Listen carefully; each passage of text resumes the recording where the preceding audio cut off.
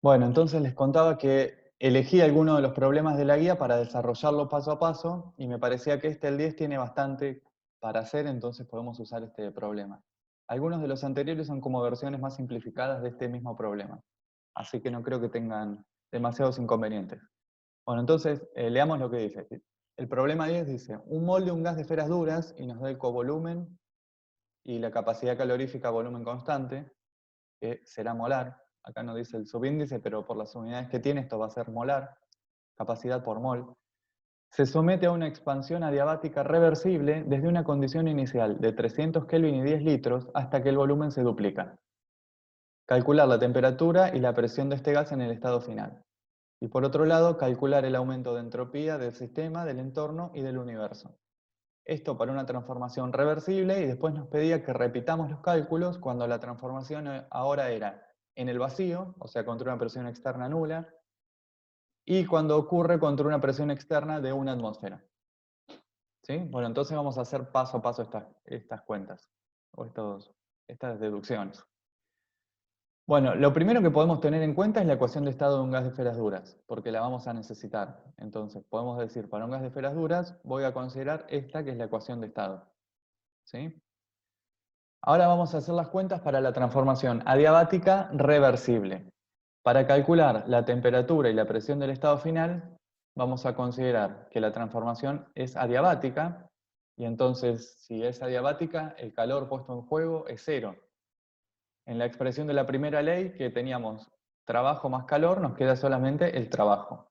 Y además podría escribir la expresión del diferencial de U en términos de su dependencia con la temperatura y con el volumen, y nos queda CB diferencial de T más pi, la presión interna, ¿se acuerdan? Diferencial de B.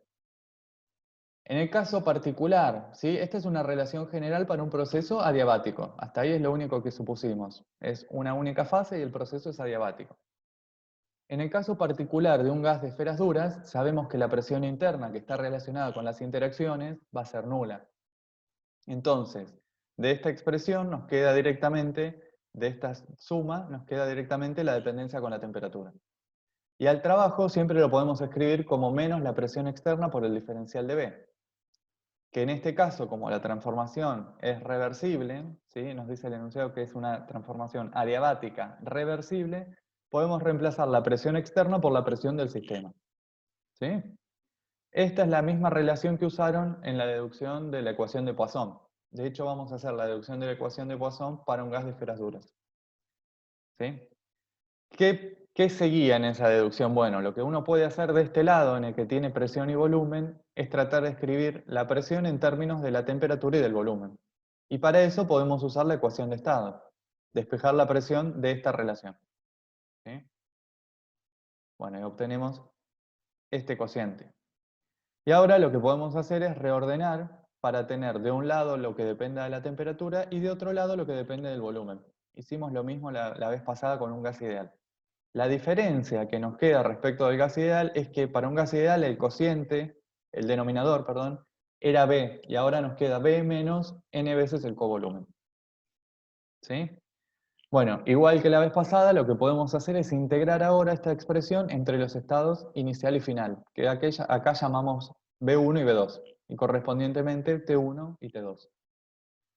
Si integramos esta relación, considerando, bueno, necesitamos considerar que este término es constante, pero si es un gas de esferas duras, bueno, R siempre es constante, la capacidad calorífica también es constante, nos queda la integral del diferencial de B sobre B menos n veces el covolumen, que tiene la misma primitiva que antes, es el logaritmo, pero en el argumento del logaritmo aparece en lugar de B, B menos n veces el covolumen. ¿Sí? Si quieren pueden hacer sustitución, o sea, usar una nueva variable que se llame, no sé, U igual a B menos NB y ver que les queda la misma primitiva. Bueno, evaluado entre estos límites de volumen, acá me faltó B1, ¿sí? Evaluado entre la condición del estado final y la condición del estado inicial. ¿Sí? Fíjense que acá hay un signo menos, ¿no? Que después lo voy a usar para cambiar esta relación, invertir esta relación. Y acá nuevamente me faltó menos NB. Esto porque copié las mismas del gas ideal y en algunas las reemplacé y en otras no.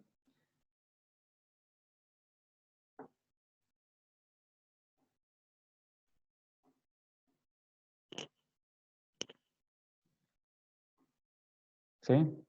Entonces, lo que obtenemos directamente por integración es esta relación. Y ahora lo que uso para este paso es que este signo menos invierte el cociente, ¿sí?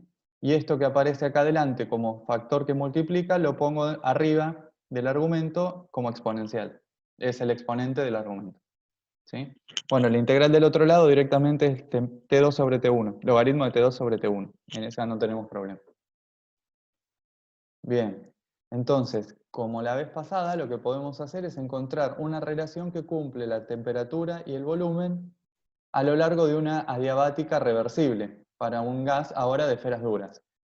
La misma relación que teníamos antes se cumple para un gas de esferas duras con la diferencia de que donde antes estaba el volumen, aparece el volumen menos n veces el covolumen. ¿Sí? Bueno, ¿para qué necesitamos esto en este problema? Se podían haber dado cuenta directamente que tenían que usar esta relación o la podían agarrar de algún libro para un gas de esferas duras, pero lo que hicimos nosotros fue mostrar de dónde salía. Y si no sabían cómo cambiaba para un gas de esferas duras, bueno, podían recurrir a la expresión general de la transformación adiabática y hacer los mismos pasos que hicimos nosotros antes, pero para un gas de esferas duras. ¿Sí?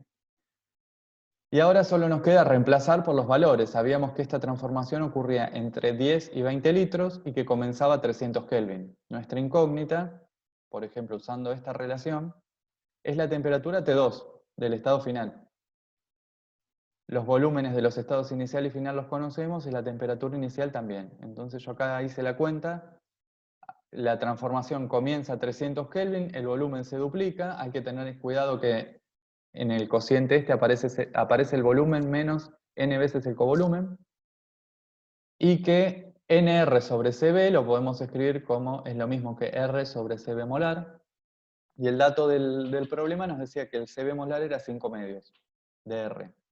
O sea que el exponente que nos queda, que es este nr sobre cb, resulta ser 2/5. Bueno, eso nos da una temperatura de 227.2 Kelvin. Algo importante, la temperatura bajó, ¿sí? ¿Está bien que haya bajado? Bueno, es la expansión adiabática de un gas.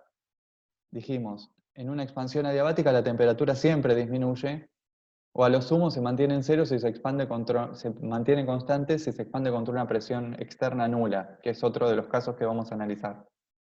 Pero o se mantiene constante o disminuye. Está bien, si me hubiera dado un número más grande que 300, y acá lo que tengo que hacer es revisar, porque no tendría sentido. ¿Sí? Pero ese tipo de detalles es importante. Si no en un parcial, por ejemplo, si no encuentran el error, es más importante que nos aclaren que saben que ese resultado no puede tener ese valor, a que nos dejen un número porque le da la cuenta así y se equivocaron en algún despeje, por ejemplo. Bueno, necesitábamos la temperatura y la presión del estado final. Para calcular la presión del estado final, si ya sabemos cuál es la ecuación de estado del sistema y tenemos el volumen final y la temperatura del estado final, podríamos usar la ecuación de estado. ¿Sí? Alternativamente, ¿qué otra cosa podríamos hacer? Bueno, podemos usar la relación de Poisson que vincula volumen y presión para un gas de esferas duras. ¿Sí? Igual que antes, ¿se acuerdan cómo hicimos para deducirla antes para un gas ideal? Cuando tenemos el cociente de las temperaturas en las relaciones anteriores, podemos despejar las temperaturas de la ecuación de estado. Entonces, temperatura 2 sobre temperatura 1 es lo mismo que presión 2 por el volumen 2 menos n veces el covolumen, dividido la presión del estado 1 por el volumen del estado 1 menos n veces el covolumen. Esta relación surge de usar la ecuación de estado. ¿Sí? Y hay unos NR que se van a simplificar cuando hago este cociente. Entonces, de esta relación podemos obtener la ecuación de Poisson en términos de gamma, ¿se acuerdan? En que básicamente la diferencia con un gas ideal es que en lugar de B aparece el volumen menos n veces el covolumen. ¿Sí? Y gamma, como siempre, lo podemos escribir como Cp sobre Cb o 1 más R sobre Cb molar. Entonces, dada la presión del estado inicial, que no la teníamos como dato, la podríamos calcular, ¿sí? Si conocemos los datos del estado inicial, podemos tener la presión del estado inicial. Con esa presión del estado inicial podemos ahora usar la relación de Poisson para obtener la presión del estado final. ¿Sí? Esto yo lo hago de dos maneras para que vean que se puede hacer de dos maneras. Pero no, digamos, cuando lo resuelvan lo pueden hacer de la manera que les resulte más fácil. ¿Sí? Y acá le debo haber errado en en el tipeo era 093, ¿no?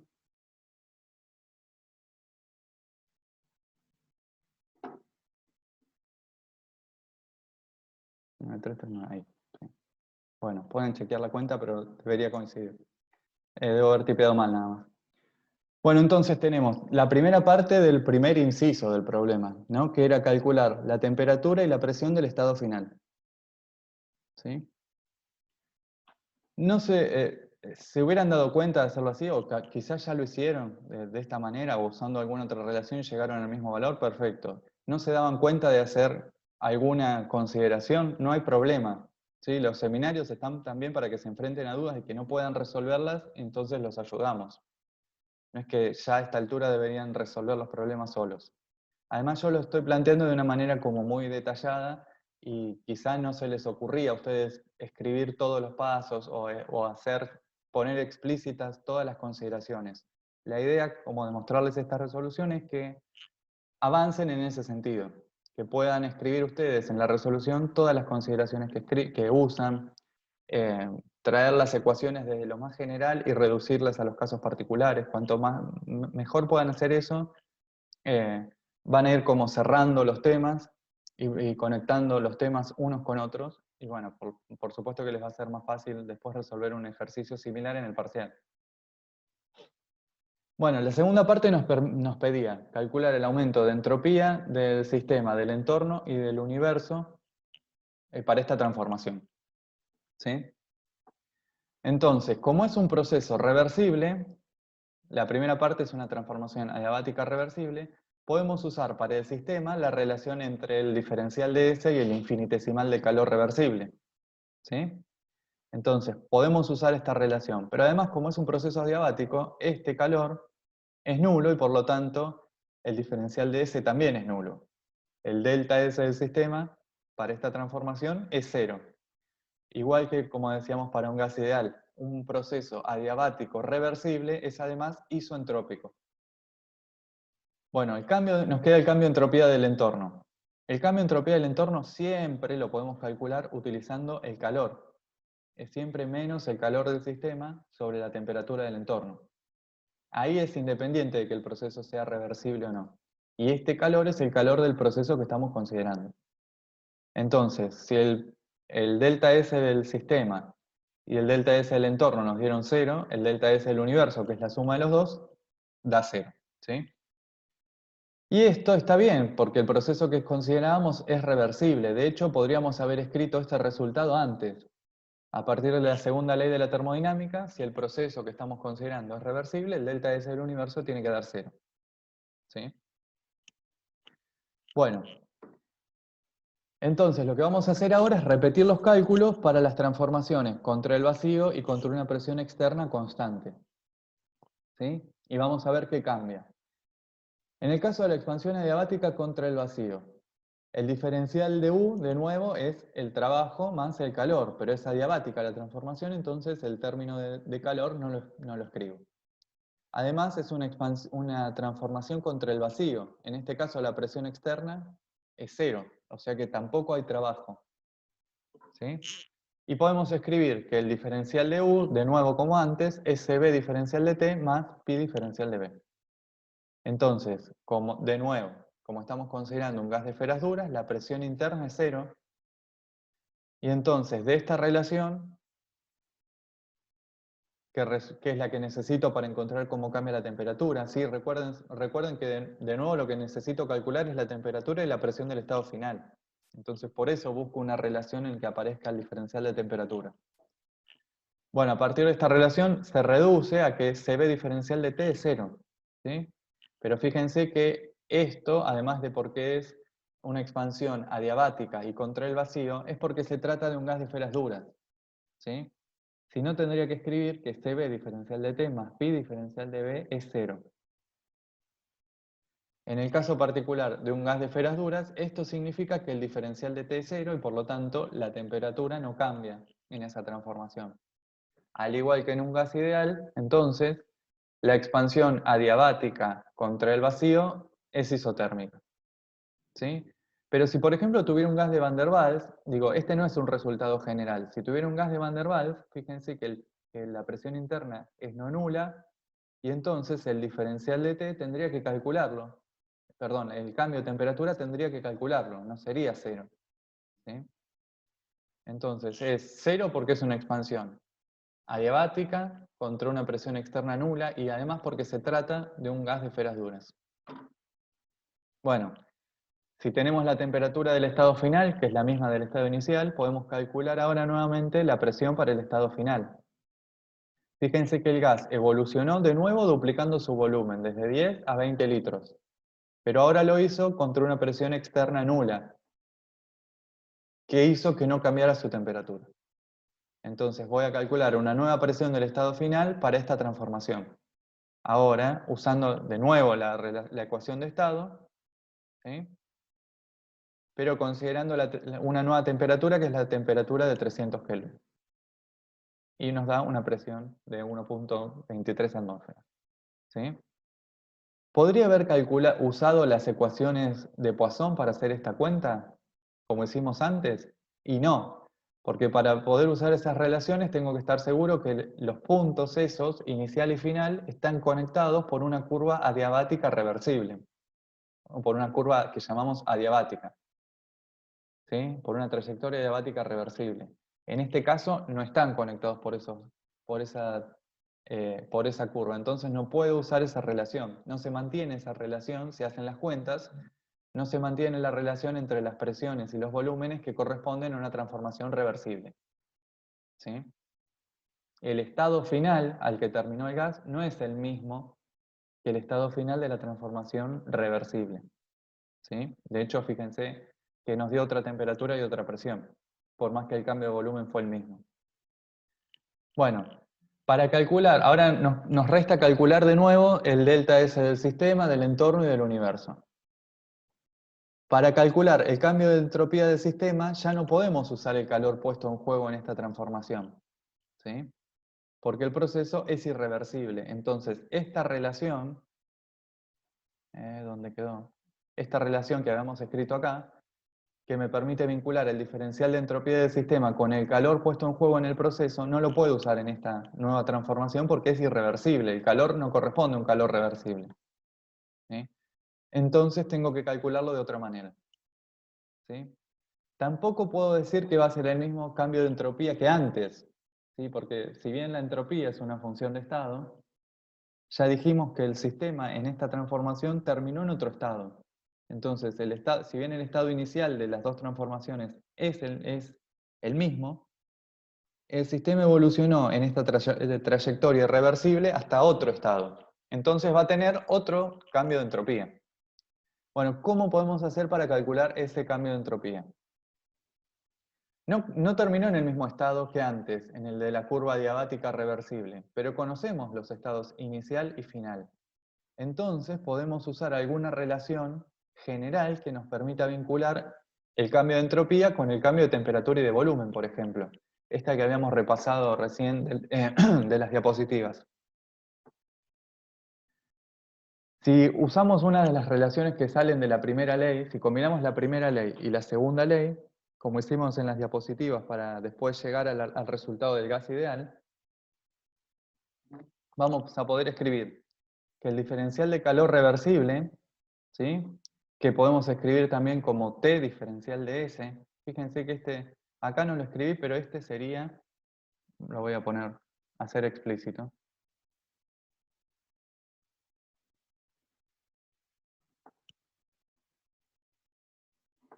Fíjense que escribo el infinitesimal de calor reversible como T diferencial de S. Y eso lo puedo hacer. ¿Sí? Y ustedes me podrán decir, bueno, pero el calor de esta etapa no es un calor reversible. No importa, porque yo ahora voy a hacer una relación general. Y para esa relación general puedo suponer una trayectoria, no importa cuál, que sea reversible, que conecte los estados y sea reversible. En ese caso, entonces el calor que esté diferencial de S lo puedo escribir usando la primera ley, ¿se acuerdan? Si lo escribo como diferencial de U más P diferencial de B, vamos a hacerlo explícito también.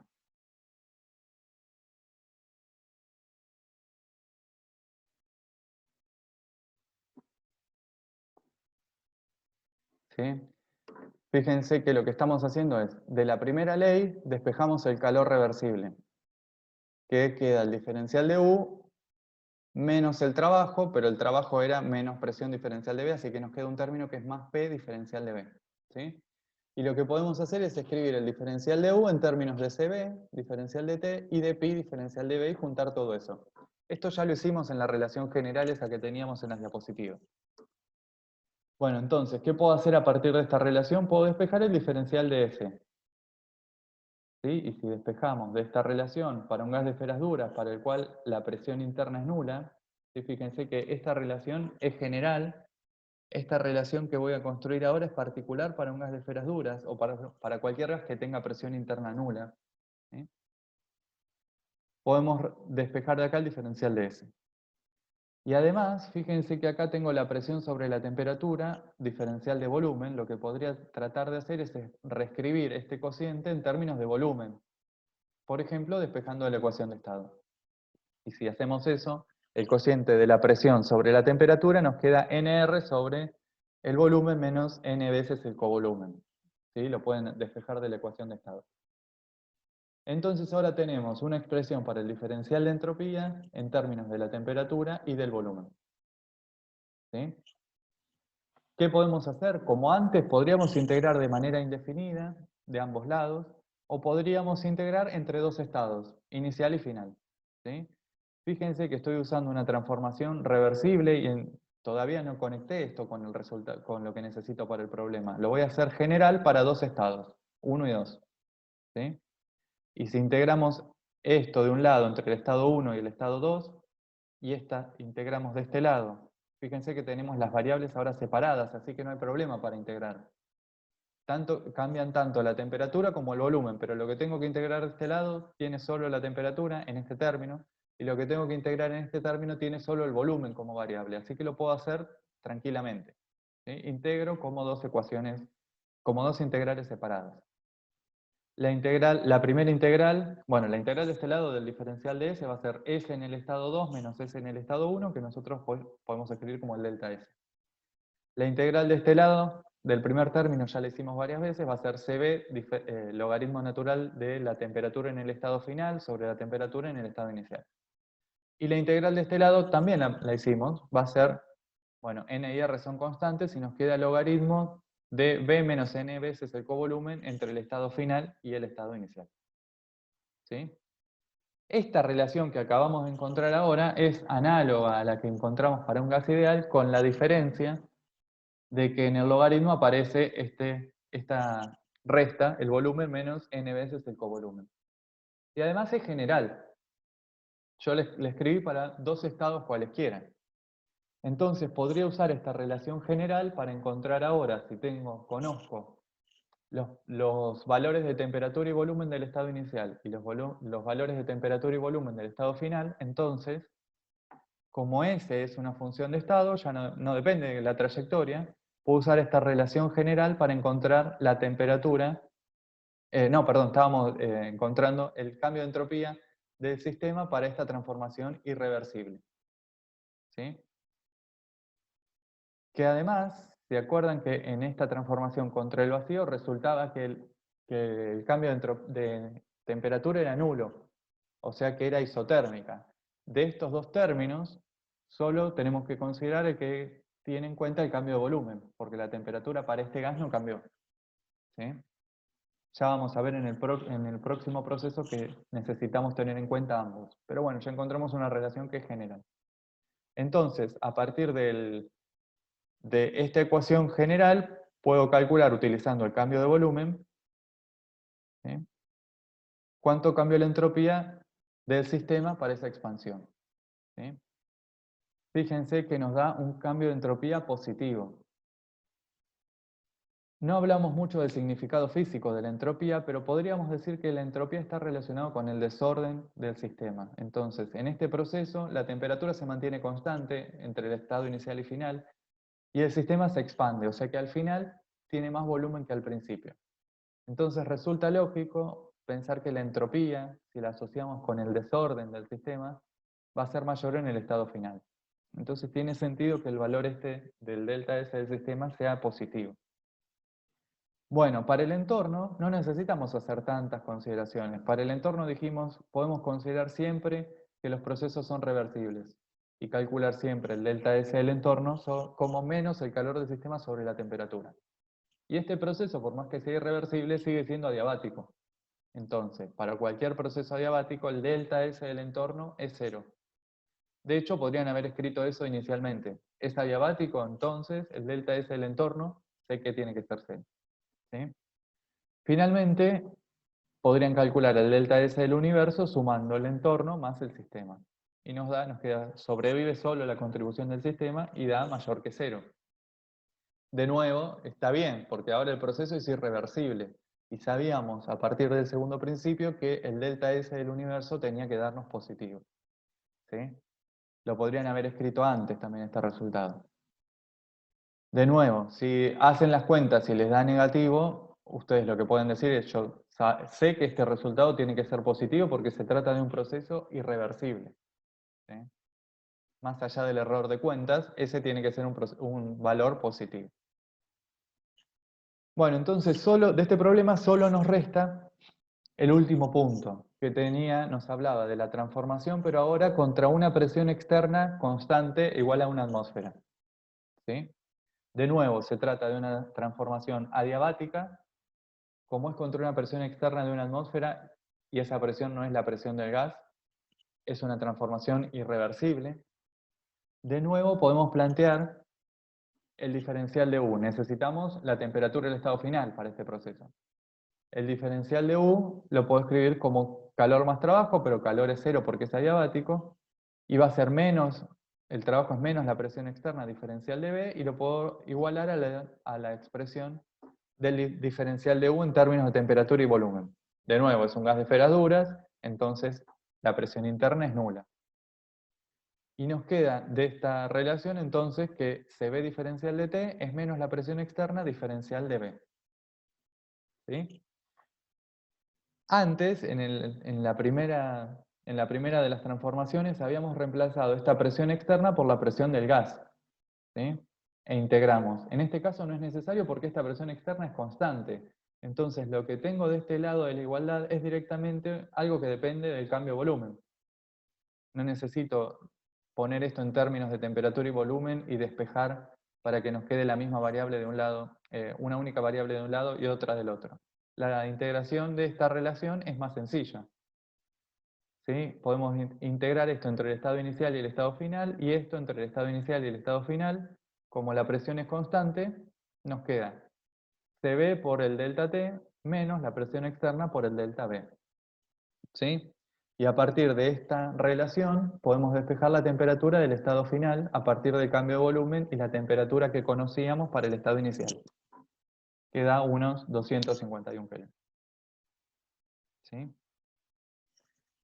Y para calcular la presión del estado final, ¿qué podemos hacer? Bueno, de nuevo podemos usar la ecuación de estado. ¿Sí? Ahora, el volumen del estado final sigue siendo 20 litros, pero la temperatura del estado final es otra. Entonces nos va a dar una nueva presión para el estado final. Fíjense que de nuevo el sistema evolucionó desde 10 a 20 litros y empezó a la misma temperatura, pero terminó en un estado final que no es ni el de la transformación reversible ni el de la transformación contra una presión externa nula. Es otro estado final. ¿Sí? Entonces, a priori, ¿qué puedo decir? El delta S del sistema también va a ser otro, para este caso. ¿Sí? Corresponde a la transformación entre otros dos puntos. Para calcular de nuevo la entropía del sistema, no puedo usar la consideración del calor, esa relación entre el diferencial de S y el calor del proceso, porque este es irreversible. Pero podemos usar la relación general que habíamos encontrado. Entonces, para esta transformación en la que conozco las temperaturas iniciales y finales y los volúmenes iniciales y finales, puedo recalcular a partir de esta relación general que habíamos encontrado antes, cuál va a ser el cambio de entropía, ¿sí?, del gas.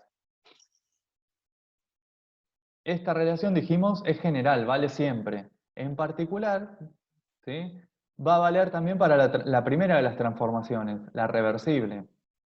Fíjense que si ustedes colocaran acá los valores de los estados iniciales y finales que conectan los puntos a lo largo de una transformación adiabática reversible, eso debería darnos que el delta S es igual a 0, como ya encontramos antes, ¿sí? Entonces podrían probar, reemplazar acá el valor de T2 que nos dio la transformación adiabática reversible y corroborar que el delta S que nos da es 0. Esta relación es general, es válida también para la transformación reversible.